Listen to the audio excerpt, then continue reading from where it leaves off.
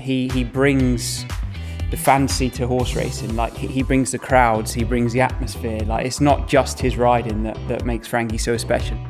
I was in the stalls drawn next to Ryan Moore, and like I was obviously petrified, thinking, what am I going to do here? I said to him, what are you doing, Ryan? He said, don't worry about what I'm doing, just follow me and you'll be all right.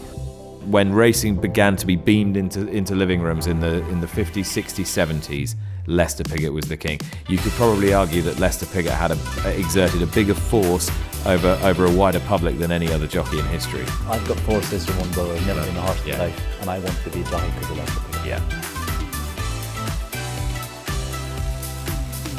Hello and welcome to Inside Track, the debate brought to you by William Hill. And on this episode, we're going to be ranking our top 5 flat jockeys of all time. Joining me, Kate Tracy, is Louis Stewart, Sir AP McCoy and Nick Lux. So a stellar cast for this. Lads, you've got your whiteboards. Now, the 5 jockeys I want you to rank are Lester Piggott, Sir Gordon Richards, Ryan Moore, Frankie Dettori and Kieren Fallon. So not an easy list to compile by any means, but you've got your whiteboards. Take it away. Now, before we reveal our answers, a reminder to like and subscribe to the channel so you never miss an episode. Plenty more content on Inside Track, the debate, coming your way very soon. Right, lads, whiteboards at the ready. Reveal in 3, 2, 1. Okay. Lester, Frankie Dettori. Right, Louis, you're the odd one out here, so it only feels right you should take this away. Maybe because I'm the youngest, pretty much. Oh, well, I don't know now. Not even pretty much. Okay. Let's not get in that debate. I was going to say, every time. Frankie, for me, was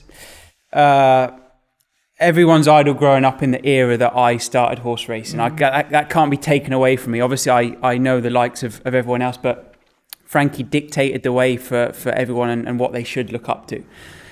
But what not only Frankie brings, like his natural ability in the saddle is unbelievable. When he would come upside you, it looked effortless. Like he wasn't even pushing, and you're there throwing the kitchen sink at one, and it's just so smooth and that natural style he had, that's gifted to him and the way he rides. And I think the most important thing is he brings the fantasy to horse racing. Like he brings the crowds, he brings the atmosphere. Like it's not just his riding that makes Frankie so special. It's everyone involved is to get behind what Frankie brings. So much so, like say, the transcending of the sport that he does. And to be fair, we say about you having Frankie, you've actually ridden against Frankie Dettori. So fair enough then that you should have him, because you have literally unique insight that we don't have. But Frankie Dettori, AP, is 3rd on your list. So we talk about he's still riding now, obviously stateside, but the legacy that he's left at least on British racing and what he brought to the sport, it's pretty untouchable. You could put any of these lads at the top. Yeah. There's people not even on the list, like Fred Archer, Pat Edry, genius. Steve Cawthon, I just gave them a little mention. Carson. I often say to this day, I think Mick Cannan was the most mechanically correct jockey I've ever seen in my life. And if I was to say to someone, a kid riding flat or jumps, whatever, the platform of the body, everything, the weight was all over the wither properly. Everything was on the correct level all the time, and I do not think mechanically you can make a jockey more perfect than what Mick Cannan was. And that's always been my opinion. Pat Edry was a genius. I wouldn't teach anyone to ride like him. Frankie Dettori, you couldn't teach anyone to ride like him. Lester Piggott, you couldn't teach anyone to ride like him. I didn't ever watch Sir Gordon Richards. I actually saw little bits of him. And Kieren Fallon was just a George Best or a Diego Maradona or whatever. He had everything, so he had, and was a genius. But as I said, I do think that Ryan Moore is the closest thing in that he has no flaws. Yeah. And I'm not saying the others had flaws, but they had flaws. Mm-hmm. And are we looking at someone that is going to go to every jury? And time we forget things really quickly. When I was a kid growing up, I think Steve Cawthon, I remember being in Jim Bulger's, and it was like even myself and Paul Carberry and Ted Durkin and Willie Supple and Seamie Heffernan and all of us, Aidan O'Brien, ride with your toe in iron, look like a jockey. You may never be a jockey, but at least try and look like a jockey. And that was his thing. It was always, and that came from Steve Cawthon. So in terms of the impact of things. But if you're asking me, I do think that Ryan Moore, if I was teaching a kid to be like a jockey in every sense of the word, professionalism, He can go to any and time changes because Lester didn't have the travel and Sir Gordon Richards didn't have the travel. Ryan Moore can go to any jurisdiction in the world. And whether it's the Yoshida family in Hong Kong, whether it's Japan, if it's Australia, he's won a Melbourne Cup on a German trained horse. He's won the Cox's Plate. He's won the Golden Slipper. He's won most of the Breeders' Cup races. France. And that's not to say that Kieren Fallon or Frankie Dettori and they have won a lot. That's why I have him there. Frankie won 7 races that no one will ever do before. He is a front page job. No one ever, talks about him. Kieren Fallon, loved riding him. I think actually was more like a me I think he had a good ethic and a good work ethic and wanted to win Jockeys championships, and that was his thing.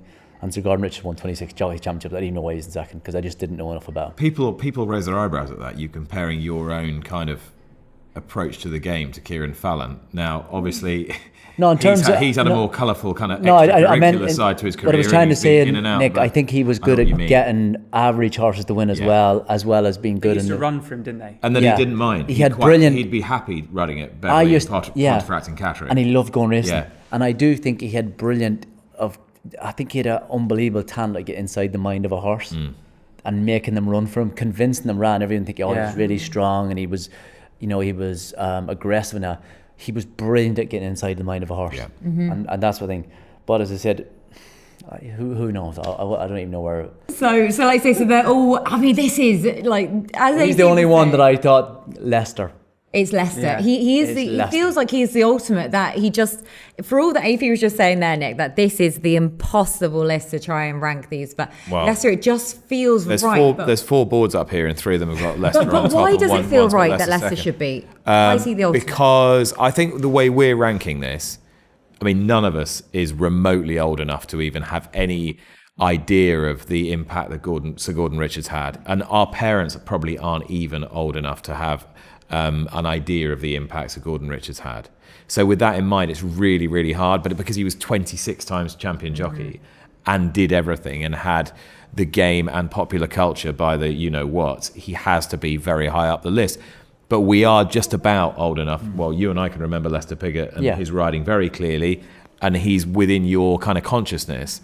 And one thing we know is in terms of the television age of racing, so when racing began to be beamed into living rooms in the 50s, 60s, 70s, Lester Piggott was the king. You could probably argue that Lester Piggott had exerted a bigger force over a wider public than any other jockey in history for that reason.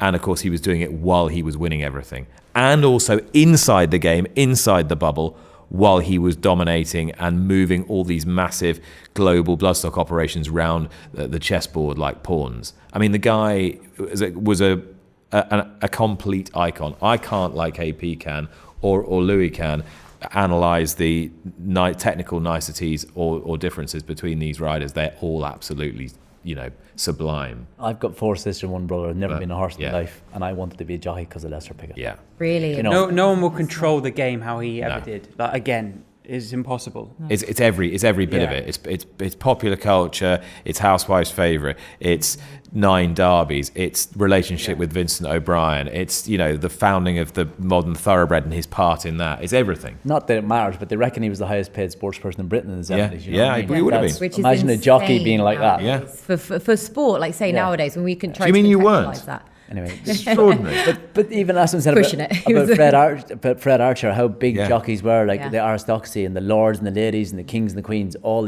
Fred Archer was a bigger sports person than probably anyone in the 1800s. I know I shouldn't know about stuff like that, but I've got a picture of Fred Archer in my house, which is very strange. It's such a hard feat now to do what they done back in the day. Like the travel, everything is so much harder to do it. Like Ryan Moore could control the game if he wanted to. He could easily, but it's a different game. It's a lower profile game as well. That's the other thing. Exactly. Yes. It's not the same stature as what it ever was, and Leicester dominated it better than anyone else. But it's just so hard to try and replicate what Leicester done in this era. I still think, I don't know if you guys agree, I still think Frankie Dettori's contribution to the sport, and people go, "What? All you do is talk about Frankie Dettori." I still think it's a bit underappreciated. Yeah, no, it is. He's massively more Group or Grade 1 winners than any other jockey in any country of all time. Now, Ryan might get close to him or pass him, but Frankie's still going. Yeah. So it's going to take a bit of doing from 86 to 2024. And it's not been the smoothest of journeys for him either. No. It's like there's been hiccups along the road, and still to have them numbers to your name is just... That's what makes him great, though, isn't it? Yeah. That little bit of... human element? No, that little bit of... I think every genius is flawed, like Mike Yeah. Tyson, Yeah. Tiger Woods, the whole lot of them, and he's one of them. Like, you know what I mean? I think that's what Apart makes from him Ryan different. Moore. Yeah, I was just Apart going to from say, Ryan so we Moore. look down the list. Ryan Moore's like a Roger Federer, even, you know what I mean? He's like, he's just... I think Ryan Moore's a bit... the reason why I think he's emotionless. There's no up or down. But Do you his think he's emotionless? I think No, I he's think not. it's so level in I don't terms think of... he is. in the weighing room, he's good fun. No, I like him. I've known Yeah, him yeah. since he was a kid. No, no. Like, but what I'm saying is he never He knows gets up where or he- down. but he knows where his never, centre There's no is, peaks and doesn't He knows when to troughs, give and isn't he? take, though. there was a level of up and down with Frankie in terms of, you know, I don't think Ryan gets him, you know, nothing.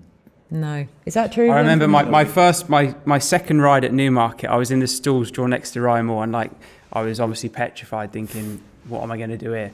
I said to him, what are you doing, Ryan? He said, don't worry about what I'm doing, just follow me and you'll be all right. And I followed him, Really? and obviously I was on a 50-1 shot. Yeah. But like he does have that, you know, he knows what's going on. Just because you're an apprentice having your first rider, his attention to detail is and second that to presence none. as well then. Yeah, he gives that off because of, you know, it's not just what he's achieved, it's his persona. You know, how he reacts to every situation. And If you were in any doubt that City of Troy was going to win the derby, just watch Ryan Moore at the start. yeah. I mean, he just looked a man totally at peace with the world. Like he had, he never grins broadly, or rarely grins broadly, but he had just a kind of composed smile on his face. There wasn't the scowl or the grimace or whatever. It was just like, Yeah, he knows. I'm totally on top. Everything. We're all totally on top of this. Yeah. We got this. And he does, doesn't he? And just to go into that a little bit, because obviously we're talking about them as athletes, and that is most paramount of all then for their achievements. But we talk about the flawed figures then that we've got on this list. Lester Piggott certainly had his flaws. Gordon Richards wasn't. He was pretty saintly, like from obviously what I'm aware of. But Frankie Dettori, he's obviously had the issues then. Ryan Moore, not so much. Kieren Fallon, though, as well. And I feel that that's why a lot of people were drawn to him. Kieran's antics off the track are different. I think he's a different person when he gets on a horse's back. He turns into this horseman, and he's just at peace in life, I think. And many a times at the start, he's always making a fuss of the horses. And like when you hear that whistle, like it gives me goosebumps now. You hear him, and like I don't know if everyone knows about when he whistles in the finish. Like normally you get screaming and shouting, and then there's just like this faint whistle come by your ear, and it's quite eerie. But like everything looked so smooth and rhythmic with him. It was amazing to watch him. Yeah. Yeah, unbelievable. But he was, like I say, I love that. I love the whole thing of the whistle. He was never in the wrong place at the wrong time then either. But I mean, we've got him as, like, where do you have him on your list actually, Louis, Kieren Fallon? So you've got him second from Upton, but AP, I mean, again, you've touched upon him and how strong he was in the finish. And the nicest man in the world, kind man, doing it for you. Complete change. I used to love watching him ride, and I used to think, and what my thing about Kieren Fallon was, I looked at him and thought he had the ability to get inside the mind of a horse like no one else. He convinced them that it was good to go. Yeah. I used to watch him and how he used to get them mentally ready. I just think, and I remember speaking to Richie Hughes and different lads riding, said he was the worst person in the world to ride against because you never know what was going on. In terms of, you never know what a horse was going to find when he was riding it. You didn't know. You'd go to him and you'd think you had him, and the next thing he'd like just keep finding a little bit more. And he said he'd make a fool out of you all the time. And he would, like you say, being giving obvious aids to the horse. I feel embarrassed how I had him at last, but I just could have had What to are you put supposed to someone. do? I mean, there's don't so know. many brilliant jockeys not even on this list. I'd tell you what, you think riding against him's hard? Play golf against him. Yeah. He's not whistling there when he's He'll have playing your one, money. is he? Yeah, no, he don't whistle then. He doesn't make sure he doesn't whistle in that one. Well, the fact you've got an added extra and also eligible list there as well. I, Nick.